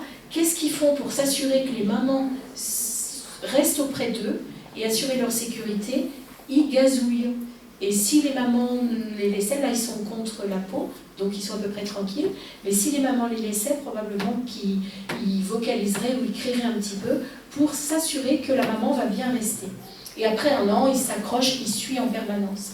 Et tout comme il y a un répertoire de l'enfant pour appeler, il y a aussi un répertoire de l'adulte pour répondre. Émotion forte, non. Attendez, je reviendrai là-dessus. Et comment est-ce qu'on répond à l'attachement? En fait, l'adulte va donner du caregiver, c'est-à-dire, ça veut dire to take care, ça veut dire prendre soin. Hein, il va donner du soin, en fait. ou du caregiving. Le caregiver, c'est l'adulte, et du caregiving, c'est l'action. C'est donner des réponses d'attachement. Donc avec un tout petit, l'adulte va faire par exemple, vous savez, on dit bêtifier, arreux, gazou, gazou, guili, guili, qu'est-ce qu'il est mignon, etc. Ou le prendre dans les bras, ou le câliner, le caresser, lui lire une histoire, jouer, rire, etc. Donc en fonction des âges. Et puis, donner du caregiving, pardon, c'est aussi quand il y a une fratrie, par exemple, apprendre aux enfants, à tout âge, il ne suffit pas qu'ils soient grands, à gérer ensemble leurs conflits, plutôt que de soi-même arriver, et ça c'est extrêmement fatigant pour les parents. Donc le caregiving avec une fratrie de plusieurs enfants, c'est aussi leur apprendre des règles de base pour entre eux gérer mieux les disputes et avoir soi-même à faire le minimum. Et en fonction de l'histoire des parents, les pleurs de l'enfant, donc les pleurs c'est des appels à l'attachement en fait. Un enfant quand il pleure, c'est pas pour vous casser les oreilles, c'est pour vous dire qu'il a un besoin. Un besoin de nourriture, un besoin de change, un besoin de câlin, un besoin de décharger sa tension. Des fois, pas besoin de nourriture, mais simplement besoin de téter, jusqu'à 1 an, énormément. Et les pleurs plutôt, ce sont des appels à l'attachement. C'est-à-dire des appels à recevoir du caregiving. Et en fonction de l'histoire des parents, c'est-à-dire de comment eux, ils ont été élevés, les pleurs vont... Alors quand ça s'est bien passé, qu'ils ont reçu assez dans leur enfance, ça va faire sécréter aux parents, aux hommes comme aux femmes, une hormone qui s'appelle l'ocytocine et qui est l'hormone de l'attachement. Et quand on voit son bébé pleurer et qu'on a eu suffisamment de ressources, on a envie de s'en occuper. Par contre, quand le parent n'a pas du tout reçu ce qu'il fallait dans sa propre enfance, ou est lui-même en détresse ou en épuisement, et ben ça libère des hormones de stress comme l'adrénaline, la noradrénaline ou le cortisol, et du coup la réponse du parent à la demande d'attachement, elle est inadéquate. Ça peut être des cris, ça peut être de la fermeture, ça peut être de la brutalité, ça peut être des gronderies, des menaces, voire de la violence. Voilà, donc il est important de savoir que les comportements de l'enfant ne cherchent pas à nous manipuler, mais ont toujours une raison qui est toujours le besoin d'attachement, quel que soit l'âge. Alors, on va voir maintenant, enfin, les principaux outils de la parentalité positive. Donc, je vais vous donner quelques points de repère, et puis que vous pourrez utiliser dès ce soir, en tout cas j'espère. Alors, c'est pas facile en même temps. Il ne faut pas imaginer que parce qu'on a les outils, on va arriver à les appliquer. Mais c'est vraiment un travail de fourmi, je dirais. Il y a un truc... Voilà, c'est ça, j'ai oublié de passer cette slide-là. Et donner de l'attachement, c'est-à-dire donner de la sécurité, hein, j'espère que vous avez compris ça, c'est ça qui stimule la véritable autonomie. Et qu'est-ce que c'est l'autonomie? C'est pas ne jamais avoir besoin des autres. Être autonome, ça veut dire savoir quand on peut faire les choses soi-même et savoir quand on a besoin d'aide. La véritable autonomie, elle fait appel à quelque chose qui s'appelle l'intelligence intrapersonnelle. La véritable autonomie, c'est pas être seul tout le temps dans sa vie. Donc un attachement sécure, c'est-à-dire un attachement adéquat, adapté, stimulera la vraie autonomie et au-delà de la santé physique, psychique, sexuelle, etc., donnera à votre enfant la possibilité d'être plus compétent dans la résolution des problèmes qu'il rencontrera plus tard dans sa vie d'adulte, plus curieux, moins anxieux et avec une meilleure estime de lui. Et c'est vrai qu'aujourd'hui, on voit beaucoup d'enfants qui sont des enfants précoces. On entend plus souvent parler de ça. Et les enfants qui auront reçu l'attachement correct, l'attachement sécure, évidemment, ont des capacités de développement, de curiosité, d'adaptabilité aussi beaucoup plus importantes. Tandis que l'attachement inapproprié, le monde sera perçu comme dangereux, l'enfant se vivra comme pas toujours digne d'amour, problème d'émotivité, en tout cas de dérégulation émotionnelle, problème d'apprentissage aussi. Mais tout est toujours on peut toujours améliorer la situation. C'est pas parce que vous avez fait quelques erreurs et que votre enfant a tel âge que c'est fichu. On peut toujours résoudre et donner cet attachement à tous les âges, même si votre gamin il est plein de boutons et qui vous adresse à peine la parole et qui chose du 45. Voilà. Alors, le carburant amour, on en a parlé. Voilà, c'est le principal outil. Donc, quand vous ne savez pas quel outil utiliser et que votre bambin de tout âge pose problème, eh ben, cherchez pas, donnez-lui de l'amour. Voilà. Et même s'il fait une énorme bêtise, même s'il est ado et vous n'avez pas du tout envie de lui donner cet amour, parce qu'en plus dans sa chambre, c'est un capharnaüm, ça sent mauvais, et lui-même sent pas très bon, et ben, c'est quand même ça qu'il faut. Voilà la phrase que je vous ai citée tout à l'heure. Voilà, on dit souvent que l'amour, ça c'est une phrase d'Aletta Solter aussi, l'amour n'est pas une récompense, mais c'est un carburant. Et nous, en tant que parents, on donne souvent l'amour comme une récompense. Tu as été sage, donc je te lirai une deuxième histoire ce soir. La première, on la lit parce qu'on n'a pas trop le choix, c'est dans la routine. Mais donc tu as été sage, donc tu auras un plus gros câlin. Tu as été sage, donc tu auras ceci, donc tu auras cela. En réalité, non. On donne l'amour après, d'abord, et le reste se passe beaucoup mieux. Alors, le non au non. Un des premiers mots que l'enfant entend quand il commence à être plus mobile, c'est-à-dire vers l'âge du 4 pattes, c'est-à-dire 8-9 mois à peu près, qu'est-ce que c'est? Le premier mot qu'il entend, c'est non. Touche pas à ça, c'est dangereux. Touche pas à la prise, touche pas à la plante verte, touche pas à l'appareil photo, touche pas au micro, touche pas à l'ordinateur, touche pas au dossier, touche pas à ce placard, etc., etc. Non, non, non. On entend ça. Et l'enfant, quand il rentre dans la phase d'opposition, c'est-à-dire à partir de 18 mois, 2 ans environ, qu'est-ce qu'il va faire? Il a besoin de construire son identité, n'est-ce pas? Et qu'est-ce qu'il va dire? Non. Non. Et nous, en tant que parents, du coup, on s'offusque parce que l'enfant, il dit non. Vous voyez, on dit, mais qu'est-ce qu'il est dur, ce gamin-là, il dit non tout le temps. Mais lui, ça fait 1 an, 6 mois, 1 an qu'il entend non à peu près 50 fois par jour. Et quand il nous dit non, c'est juste pour construire son identité. C'est pour se défusionner de vous. On ne l'accepte pas.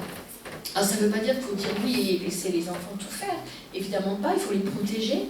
Mais l'outil, quand votre enfant va par exemple toucher quelque chose de dangereux pour lui ou de toxique, vous êtes tenté de dire non.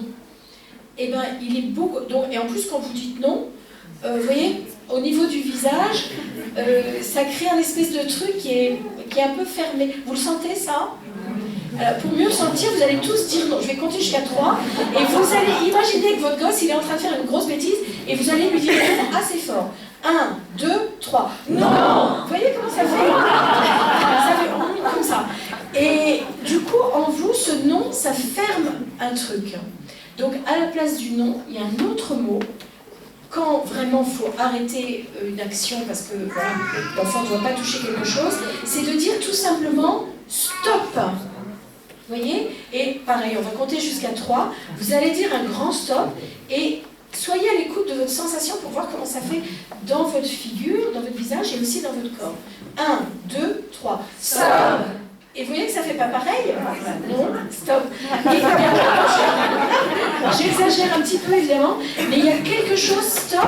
Et alors, il ne faut pas dire stop toutes les 5 secondes, évidemment, sinon ça va marcher. Mais il y a quelque chose où l'enfant ne se dit pas oh, j'ai fait quelque chose de mal, je suis mauvais. Il entend stop, ça veut dire oh là là, peut-être danger. Vous voyez?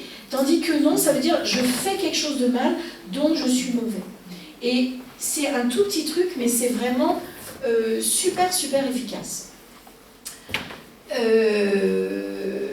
Les formulations positives. Si je vous dis là, par exemple, ne pensez pas à un zèbre. Fermez les yeux, tout le monde, une seconde. Voilà. Et je vous dis, ne pensez surtout pas à un zèbre. Le zèbre arrive aussitôt. Vous voyez ? Et donc, quand vous dites... Alors, pourquoi est-ce qu'il arrive aussitôt? C'est parce que votre cerveau, et encore, vous êtes adulte, a du mal avec la négation. Et c'est encore plus vrai chez l'enfant. Un enfant jusqu'à 6-7 ans ne comprend pas la négation. Donc quand vous lui dites « ne touche pas le placard », qu'est-ce qu'il entend? Il a 2 ans, 2 ans et demi. Il entend « touche le placard ». Enfin, il entend, ne touche pas, mais il comprend, son cerveau comprend « touche le placard ». Et qu'est-ce qu'il va faire? Il vous fait un grand sourire, il va vers le placard. Pourquoi? Pour vous montrer qu'il a bien compris. Et il est tout fier, n'est-ce pas? Et alors là, vous, qu'est-ce qui se passe? Vous vous dites, mais quel insolent! Il cherche, il se moque de moi. Et vous lui criez dessus, alors en fonction de votre niveau de fatigue, de tolérance, de votre réservoir d'amour à vous aussi, etc. Donc ça va, soit vous utilisez des bonnes formules que vous avez lues dans les livres, soit vous vous mettez à crier, mais enfin, je viens de te dire, et il va continuer, puisque vous lui redites. Je viens de te dire qu'il ne faut pas toucher le placard. Touche le placard. Elle me le redit, donc j'y vais.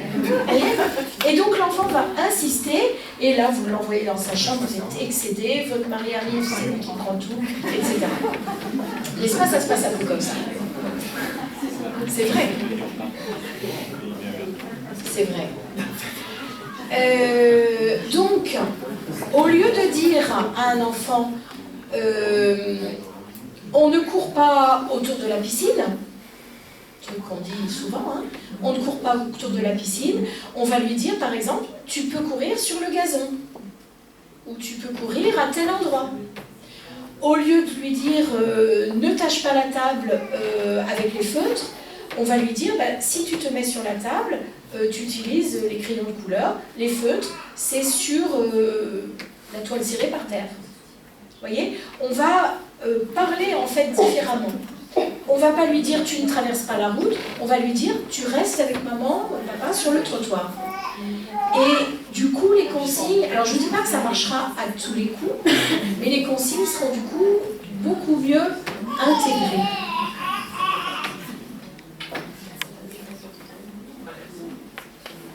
Alors c'est pas, malgré nous on le fait, hein, cette histoire du ne pas, hein. C'est automatique, c'est vraiment automatique. Et alors il ne s'agit pas de transformer toute votre façon de parler aujourd'hui, c'est pas possible, mais d'avoir juste la conscience. Et quand vous vous trompez, réfléchir à comment vous auriez pu faire autrement.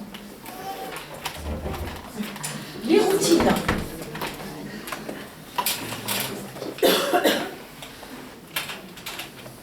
Ah oui, ce serait bien. Ok. Les routines. Alors, vous savez ce que c'est les routines? C'est les petits rituels dont l'enfant a besoin avant d'aller se coucher, le matin en se levant, etc. Et souvent, les parents sont un petit peu débordés par ces routines qui s'allongent, et qui épuisent. Et les routines, elles sont nécessaires parce qu'en fait, elles servent à ce que l'enfant y mature dans son cerveau une zone du système limbique qui s'appelle l'hippocampe et qui permet de comprendre quand est-ce qu'une action a un début et une fin. Et pour des enfants, il vaut mieux des petites routines que des grandes... Enfin, il vaut mieux à la limite 2 petites routines le soir plutôt qu'une grande routine qui n'en finit pas et qui insécurise parce qu'on ne sait jamais quand ça finit. Donc il vaut mieux par exemple dire en premier, on met le pyjama, on lave les dents, on fait pipi. Donc le temps que tout soit fait. Et la deuxième routine, ça va être l'histoire, le bisou, on éteint. Voilà. Et l'enfant, du coup, sera... Quand vous direz on met le pyjama, il dira après on lave les dents, on fait pipi. Et la seconde, donc le temps que tout ça se fasse, la seconde routine, alors maintenant on lit l'histoire, qu'est-ce qu'on fait après?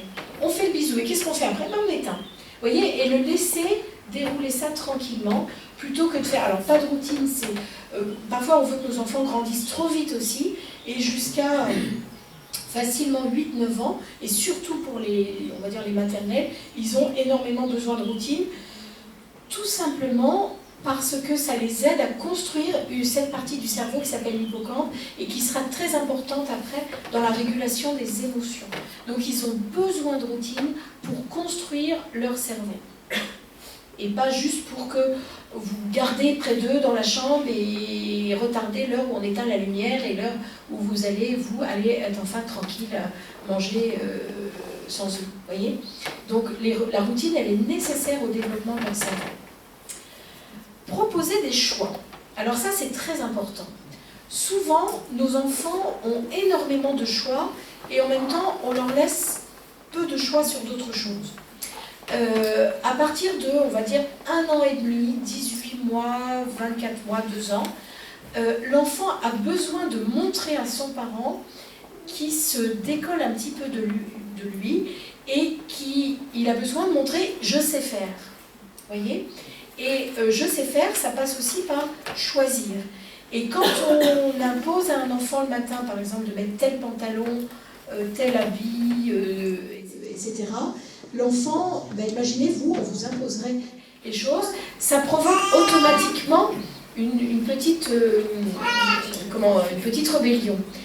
Il est beaucoup plus facile pour un enfant, à partir de 2 ans, 2 ans et demi, d'être tranquille le matin si on lui propose 2 ou 3 choix d'habits. Par exemple, au lieu de lui dire tu mets ce pantalon-là parce qu'on l'a sorti hier de l'armoire, on va lui dire tu préfères mettre le pantalon bleu ou le pantalon rouge ou le pantalon vert.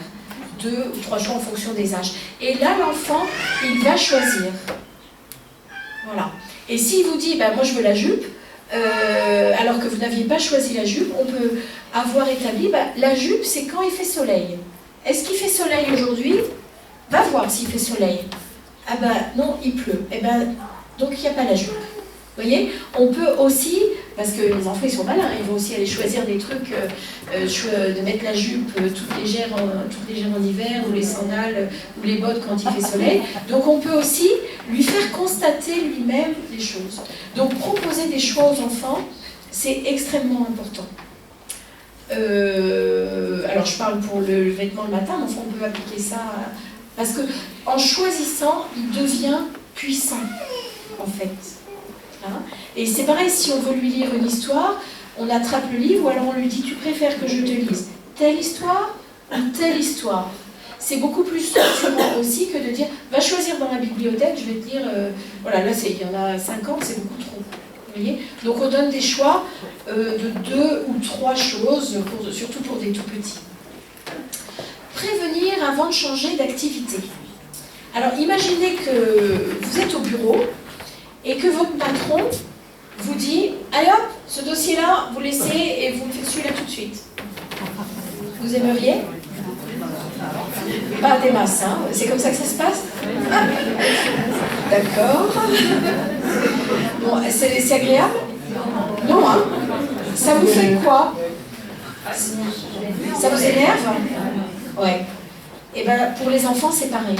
Parfois, vous êtes au square, au parc ou n'importe quel jeu, et puis d'un seul coup, vous apercevez qu'il est l'heure de rentrer. Vous dites « Oh là là, on rentre, vite, vite, vite, j'ai ta soeur à aller chercher à la danse, il va faire nuit, etc. » Et hop, vous l'arrachez à ces jeux, même, c'est extrêmement difficile à supporter.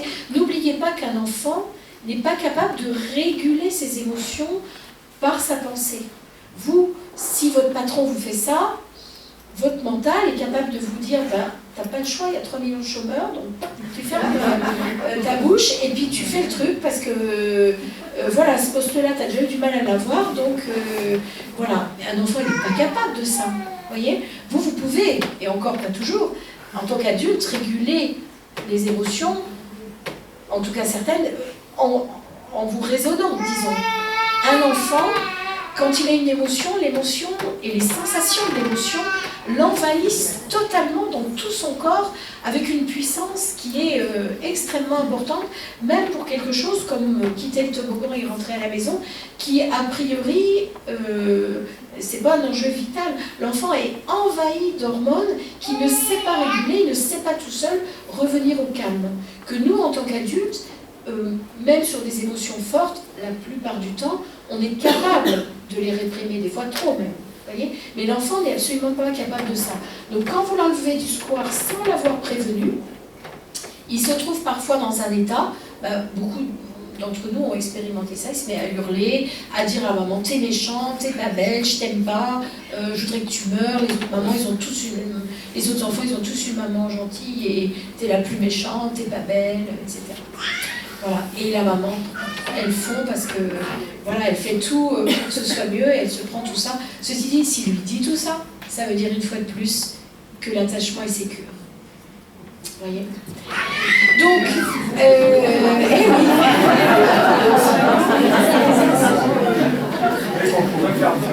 voilà.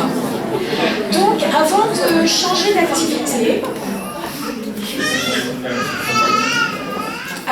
d'activité, il est nécessaire de prévenir l'enfant, même un tout petit, comme là-bas dans les bras. On prévient l'enfant qu'on va devoir partir. Alors pour un enfant, je ne sais pas, mettons 3 ans et quelques, 4 ans, la petite fille là, on lui dit, ben voilà, alors en plus il n'a pas la notion du temps qui se structure beaucoup plus tard, et on va lui dire, donc on va ajouter, on donne des choix et en même temps on prévient. Donc on va devoir rentrer à la maison, tu peux faire encore 5 tours ou 3 tours de toboggan avant de rentrer. Qu'est-ce que tu préfères? Ben évidemment elle va dire 5. Donc voilà, 1, 2, 3, 4, 5 tours de toboggan. Et après, alors ça ne veut pas dire qu'elle rentrera sans vous se péter un peu, mais ce sera dans tous les cas beaucoup plus facile. Pensez à prévenir l'enfant quand vous lui demandez de changer d'activité. Voilà, et prévenir en fonction de son âge, bien sûr. Et vous n'êtes pas obligé d'expliquer, on doit rentrer à la maison parce qu'il est tard, il va faire nuit, j'ai le dîner à préparer. Il n'a pas besoin de savoir tout ça. On doit rentrer à la maison, et c'est très bien pourquoi. Mais tu peux faire encore, alors par contre pas autant. Alors dans certains ouvrages de parentalité positive, certains utilisent un chronomètre et disent, ben ils conseillent ça. Bon, moi je n'aime pas trop ce truc-là, parce que je trouve déjà que notre rapport au temps, il est compliqué si en plus on utilise le chronomètre. Enfin bon, apparemment ça marche assez bien. Parce que l'enfant n'a pas le repère du temps, n'est-ce pas ? Voilà. Et de dire, ben voilà, je mets le truc en route, et quand il sonnera, ça veut dire qu'on doit rentrer. Voilà. Il y a des parents qui sont très... qui sont contents de ce truc-là. Moi, je préfère que l'enfant trouve lui-même ses repères. Alors, donner des règles et pas des interdits. Alors, imaginez, par exemple, un enfant qui réclame des bonbons, ou qui réclame... la télé, ou qui réclame l'ordinateur, ou qui réclame de jouer avec votre tablette, enfin, des trucs d'aujourd'hui. Qu'est-ce qu'on dit en général à l'enfant? On lui dit, alors soit on lui dit, non, tu ne peux pas avoir de bonbons parce qu'on va passer à table. Hein, c'est bien tentant de dire ça. Ou alors on lui dit, bah, tu peux prendre des bonbons, je les ai achetés pour toi, mais n'en prends pas plus que 3, parce qu'après, les caries, etc. Voilà, et l'enfant le vit comme quelque chose de quand même assez restrictif. À la place de ça, plutôt que de donner des interdits qui vont le limiter, donnez-lui plutôt des règles qu'il est capable lui-même d'appliquer. Et les 3 bonbons, si vous lui dites « tu peux prendre 3 bonbons », c'est pas du tout pareil dans son cerveau que si vous lui dites « ne prends pas plus de 3 bonbons ». Garde-en pour ta sœur. Vous voyez? Et en faisant appliquer les règles, parce qu'il ne faut quand même pas laisser manger tous les bonbons, hein, c'est pas bon pour lui, en appliquant comme ça les choses, vous arriverez beaucoup plus facilement à ce qu'il s'auto-régule. Tu peux prendre 3 bonbons et tu les manges quand tu veux.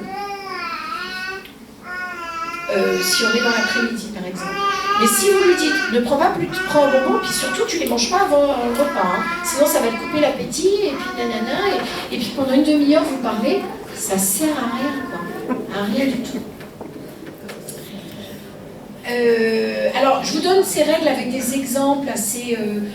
j'espère que c'est clair pour vous, les exemples qui sont presque caricaturaux pour vous permettre de comprendre tout ça. En pratique, c'est pas si simple, ça j'en conviens. Et c'est pour ça que parfois il peut être nécessaire de travailler plus en profondeur sur la relation à son enfant, parce qu'on rencontre parfois des difficultés précises. Là je parle en général des règles qui marchent pour tout le monde. Et pour ceux qui veulent, on va aller un petit peu plus loin dans les trucs, mais pour ceux qui voudraient apprendre plus à appliquer ça, J'anime un stage, j'en profite pour en parler, je crois que c'est le 20-21 juin, c'est ça, ici même, sur la parentalité positive, mais non pas sous forme d'exposé, sous forme de vécu, et qui permettent aussi de revisiter dans son histoire qu'est-ce qui fait qu'on réagit comme ci, qu'est-ce qui fait qu'on réagit comme ça, voilà, d'une façon plus individuelle, disons. Autre règle de la parentalité positive, jouer, jouer et jouer. Jouer, c'est une des meilleures façons de remplir le fameux réservoir. Donc, il y a même des thérapeutes qui utilisent uniquement le jeu pour faire que les enfants voilà, soient mieux dans leur construction. Jouer, ça ne veut pas dire du temps. On passe bien plus de temps à essayer de régler les problèmes qu'à jouer. Jouer, ça peut être juste jouer avec un tout petit, vous voyez, un coucou, comme ça, ou faire une partie de quelques 2 minutes, 3 minutes, jouer, contrairement à ce que croient les parents, que souvent les parents n'aiment pas jouer, surtout les mamans. Les papas jouent, je reconnais les hommes, hein, vous avez gardé souvent cette faculté à jouer comme un enfant avec vos enfants. Et nous les femmes, je reconnais que là-dessus, vous pouvez nous en apprendre. Hein. Voilà. Les femmes, elles ont l'impression d'être tellement débordées que le jeu, c'est difficile. Apprendre à accompagner leurs émotions. Apprendre à accompagner leurs émotions.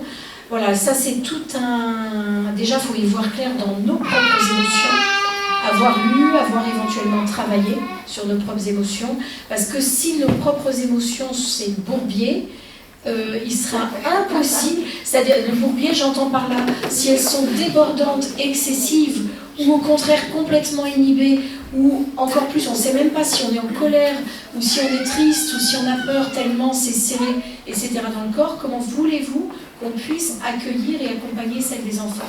Donc souvent, toujours, pour être dans la parentalité positive, il est nécessaire d'avoir quand même exploré son propre monde émotionnel pour pouvoir être une figure d'attachement sécure vis-à-vis des émotions de nos enfants. Donner des moments de présence, bien sûr. Alors avec un petit, c'est évident, puisque voilà, on ne peut pas faire autrement. Mais avec un ado, donner de la présence, par exemple, ça peut être dans la même pièce que lui. Alors ça ne veut pas dire faire irruption, intrusion dans sa chambre quand elle est fermée, mais ça veut dire s'il est, par exemple, devant l'ordinateur ou devant des films, des consoles, des jeux que vous fuyez, parce que rien que de les entendre, ça vous énerve, être simplement à côté, en train de ranger quelque chose, ou de lire, ou de faire quelque chose, ça va être donner de la présence. Okay. Et au-delà de la présence, il y a aussi le contact physique. Alors, les bébés, ils y ont droit, en général. On sait qu'un bébé, ça lui fait du bien de le masser, etc., le peau à peau. Avec un ado, le contact physique est tout aussi important, sauf qu'on ne va pas le donner de la même façon. On va le donner sous forme, par exemple, de juste, on s'assoit à côté de lui, peut-être pour regarder un film ou à table, et à un moment, on va lui prendre le bras et lui faire une petite pression, ou on peut lui faire un petit couche-couche sur l'épaule, ou un petit... mais pas quelque chose d'humiliant au-dessus de la tête, vous voyez, ou de rabaissant, juste donner parfois quelque chose comme ça. Et c'est extrêmement important. Et souvent, les ados souffrent de cette absence de contact physique, au point qu'ils en deviennent maladroits aussi avec leur propre corps. Bon, il n'y a pas pour ça, mais le contact physique, vous voyez sur la photo, est très important aussi avec des grands enfants, même avec des enfants devenus adultes. Mais évidemment, il est beaucoup plus, occasionnel. Moi, j'aime bien cette référence, on dit alors stroke, ça veut dire signe de reconnaissance. Donc, ça peut être un contact, ça peut être une parole. On dit qu'il nous faut 4 signes de reconnaissance par jour pour survivre, 8 pour fonctionner et 12 pour croître en harmonie. Et même à nous adultes. D'ailleurs, au passage, vous pouvez vous poser la question, combien de signes de reconnaissance vous recevez par jour?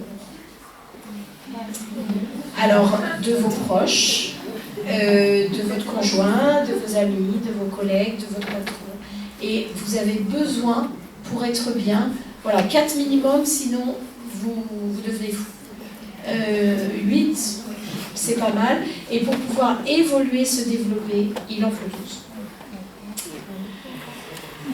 Donc pour terminer, face aux réactions de mon enfant qui me dépassent, demandez-vous, quel est son vécu? Qu'est-ce qui se passe pour lui? Qu'est-ce qu'il cherche à me dire à travers ses pleurs? Qu'est-ce qu'il cherche à me dire à travers les disputes avec sa fratrie? Qu'est-ce qu'il cherche à me dire quand il hurle dans la voiture quand je reviens de la crèche? Qu'est-ce qu'il cherche à me dire quand il ne veut pas dire bonjour à une dame? Vous savez, autrefois on disait « dis bonjour à la dame ». Mais attendez, la dame que l'enfant ne connaît pas du tout, il a 4 ans et qu'on oblige à faire un bisou, mais l'enfant ne veut pas, mais c'est normal. Combien d'enfants ont été abîmés avec ces histoires de politesse? Et à côté de ça, on lui dit « tu ne parles pas à un inconnu, hein ». Vous voyez? Donc il entend un truc qui est complètement paradoxal. On lui dit « dis bonjour à la dame ». Une espèce de vieille sorcière qu'il n'a jamais vue et qui lui fait peur. Et en même temps, on va lui dire, s'il y a un inconnu qui te parle, tu lui parles surtout pas. Vous voyez, donc c'est des injonctions complètement paradoxales. Que dit-il? Quel message j'ai envie de lui transmettre sur moi, sur nous, sur la famille, sur la vie? Pourquoi je dis cela? Est-ce que mes besoins sont en compétition avec ceux de mon enfant? Et ça peut arriver parfois, en particulier en fin de journée, quand on est épuisé, etc. Qu'est-ce qui est le plus précieux pour moi? Avoir raison ou garder le lien?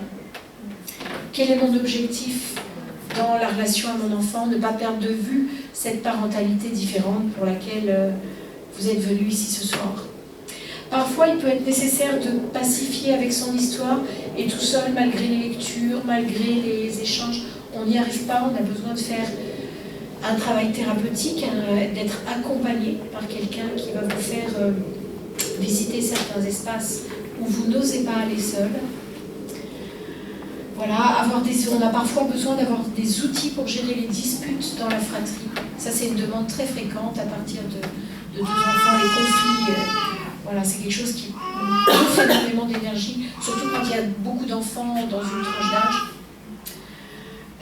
S'occuper de son propre stress. En particulier les gens qui sont soumis à beaucoup de stress dans leur mode de vie. Et enfin, et je vais terminer là-dessus, les enfants d'aujourd'hui ont-ils changé? Souvent on entend dire « mais autrefois les enfants étaient polis, les enfants ceci, les enfants cela ». Est-ce que les enfants d'aujourd'hui ont changé et sont très différents des enfants d'il y a 1 ou 2 générations, ou 3 ou 4? Oui et non. Alors, pourquoi non d'abord? Parce que les enfants ont les mêmes besoins. Le besoin d'amour, le besoin de sécurité, le besoin d'attachement, le besoin de règles, le besoin qu'on comprenne ce qui se passe dans leur cerveau. Ça, c'est dans toutes les époques. Mais par contre, l'environnement, ce n'est pas les enfants qui ont changé, c'est l'environnement dans lequel ils sont. Ils ont de multiples sollicitations. Ils ont une alimentation qui est très très différente de l'alimentation, ne serait-ce qu'il y a une génération. Par exemple, dans les bonbons pour enfants, enfin bonbons pour enfants, c'est déjà 2 mots qui sont un peu bizarres mis ensemble, dans les bonbons, vous savez, avec des formes de nounours, de Superman, de machins comme ça, des fraises, Tagada, etc. Si vous regardez en minuscule, avec vraiment une énorme loupe, vous allez vous apercevoir que dans ces bonbons, il y a toute une liste de colorants qui s'appellent les E100 et quelques, et que la législation oblige à le marquer sur les... Alors c'est écrit, c'est moins d'un dixième de millimètre. Hein. Et ces colorants, et c'est marqué sur les paquets de bonbons, alors c'est en particulier ceux qui sont rouges et jaunes. Ces colorants développent, quand ils sont pris régulièrement, un trouble dont on parle beaucoup aujourd'hui qui s'appelle le trouble de l'hyperactivité. Et c'est pas étonnant qu'il y ait de plus en plus d'hyperactifs parce que ça provient, alors pas que de ça, hein, c'est multifactoriel, mais aussi de ce qu'il y a dans l'alimentation. Donc les enfants d'aujourd'hui sont aussi différents parce que l'alimentation n'est pas la même, parce qu'ils sont soumis à un environnement qui est beaucoup plus stressant, parce que les parents sont différemment stressés d'antan, et aussi parce qu'ils passent de longues journées hors de chez eux. Et les enfants d'autrefois ne passaient pas tant de temps hors de chez eux. Voilà, donc les enfants d'aujourd'hui sont différents, non pas eux, mais l'environnement dans lequel ils sont. Et il y a une petite vidéo qui circule sur Internet qui est très rigolote. C'est un responsable ressources humaines qui fait passer des entretiens, il y en a qui l'ont peut-être vu, qui fait passer des entretiens à différents candidats, hommes et femmes, et qui dit la chose suivante. Ce sera un poste 7 jours sur 7. Et le candidat a dit oui. Vous devrez être disponible 24 heures sur 24, y compris la nuit. Votre patron pourra vous appeler à tout moment. Vous devrez être immédiatement opérationnel et répondre à toutes ces demandes. Vous n'aurez aucun congé payé, ni RTT. Vous ne pourrez jamais vous faire remplacer. Vous ne serez jamais remercié. Et vous travaillerez totalement gratuitement. Donc on voit les candidats qui fondent derrière leur siège au fur et à mesure. Et à la fin, je ne sais plus exactement comment ça finit ce spot, en fait, on comprend seulement à la fin que le RH, il parle du travail de parent, en fait. Voilà.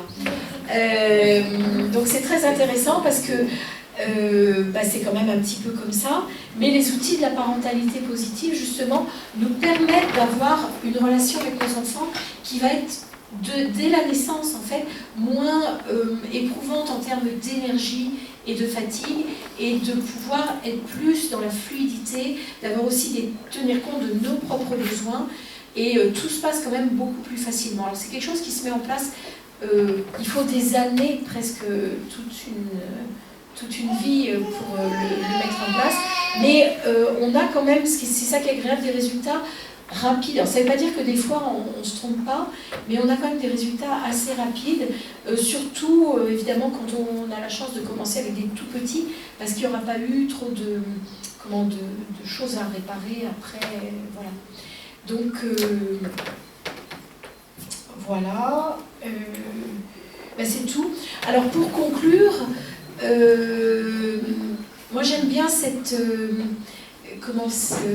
remarque que quand on est enceinte, je ne sais pas s'il y a des femmes enceintes dans la salle. Non, apparemment. Une ? Ok. On est souvent pressé d'accoucher.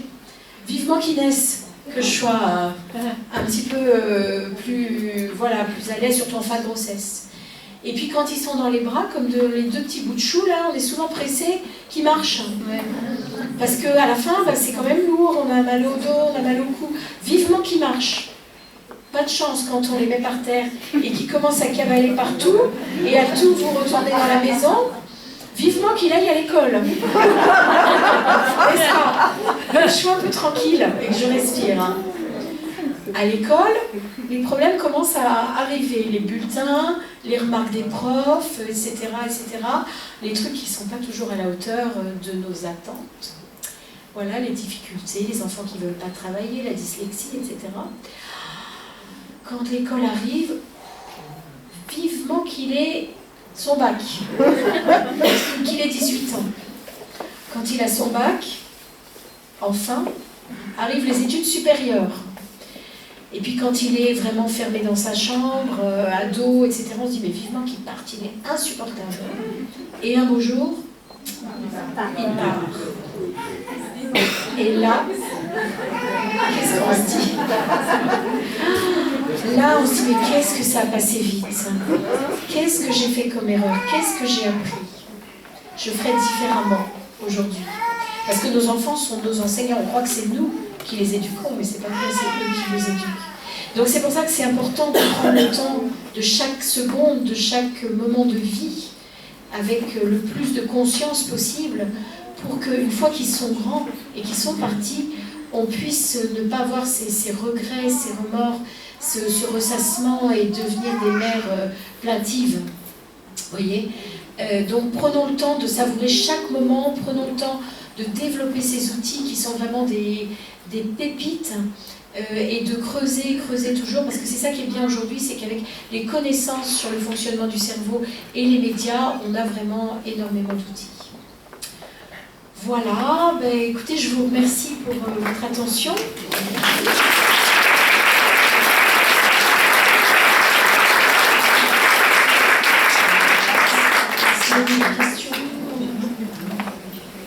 Voilà, s'il y a des choses qui ne sont pas claires ou s'il y a une ou deux questions, on peut prendre le temps.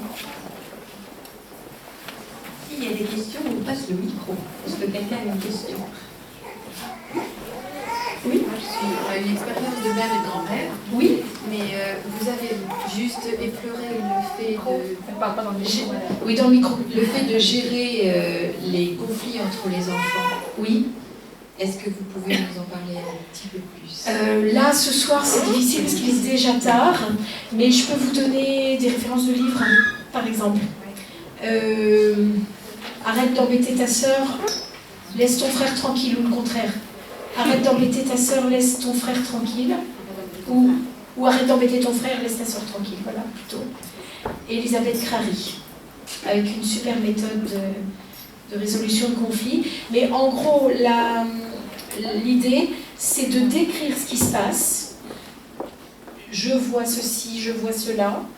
De faire parler chaque enfant et de les amener, même très petits, à proposer eux-mêmes leurs solutions. Et s'ils ne peuvent pas proposer eux-mêmes leurs solutions, parce que, pour n'importe quelle raison, c'est de proposer soi-même, c'est-à-dire d'utiliser les outils de choix, 2 ou 3 solutions, et de les faire choisir. Voilà. Bon, après, il y a plein d'autres choses. Voilà, quelques éléments de réponse. Déjà, se mettre sous la dent. Une autre question? Et puis peut-être après...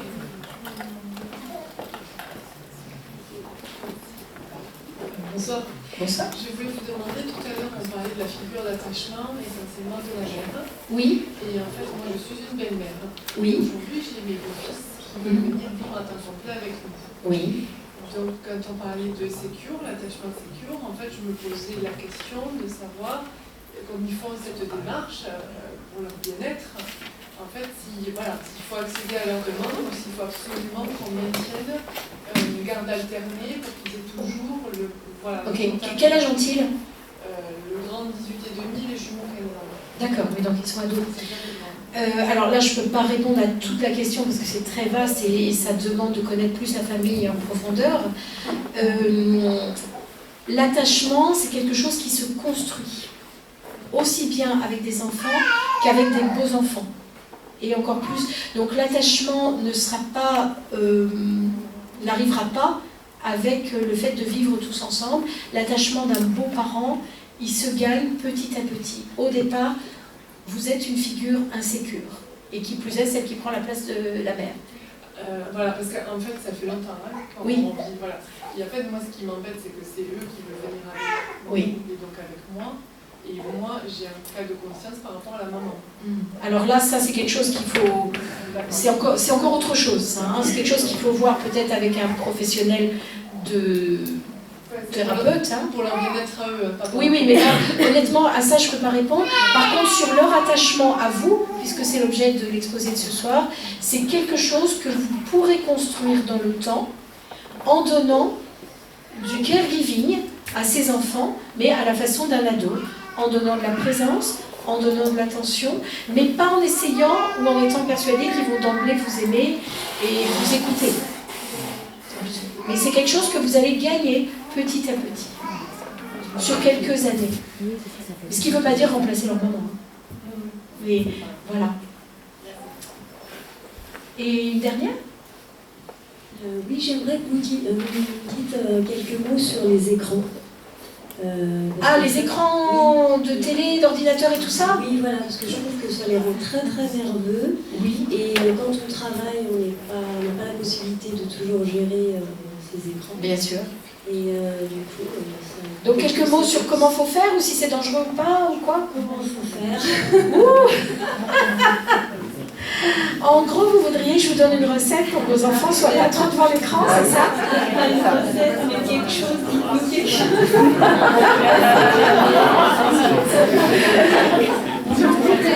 Oui, tout ce qu'on a vu, en fait, tout ce qu'on a vu ce soir, en l'appliquant, participera à une meilleure régulation. Ce qui met les enfants devant leur écran, c'est souvent le stress des parents, le manque de communication, et puis quand même ça les fascine ces trucs-là, ça c'est sûr. Mais plus on va développer une autre forme de parentalité, c'est pas moins ils seront devant leurs écrans, parce que là c'est juste plus possible, mais plus ils sauront se gérer.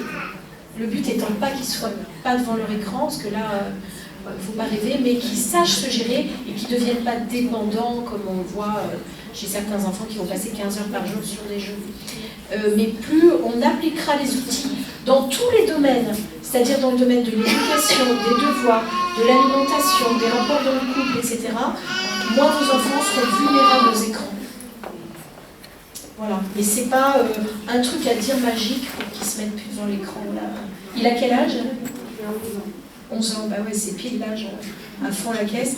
Mais voilà, donc là, il n'y a pas le mot magique, la recette magique.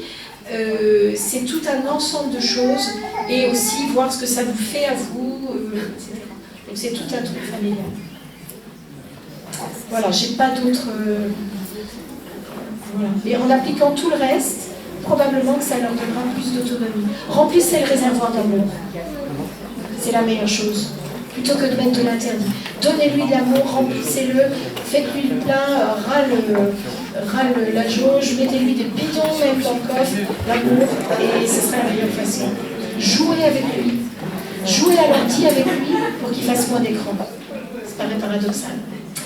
Voilà, il y aurait plein de choses à dire encore, mais je vois l'heure. Merci à tous d'être venus ce soir. Bon week-end.